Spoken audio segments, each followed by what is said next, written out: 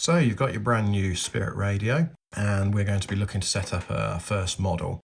This is going to assume that you've gone through the initial setup menu that's presented with you when you first power on your radio. So that includes knowing how to navigate around the screens, etc.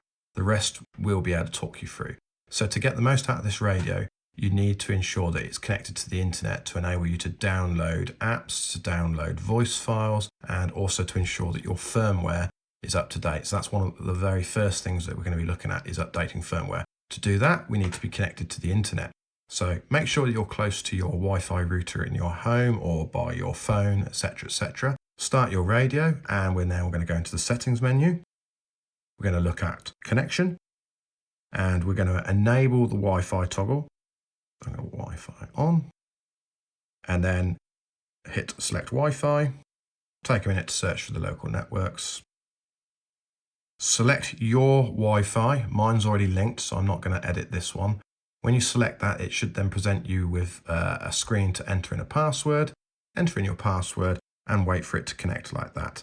If I go back, you can see that I am actually connected because I've got the icon showing as connected.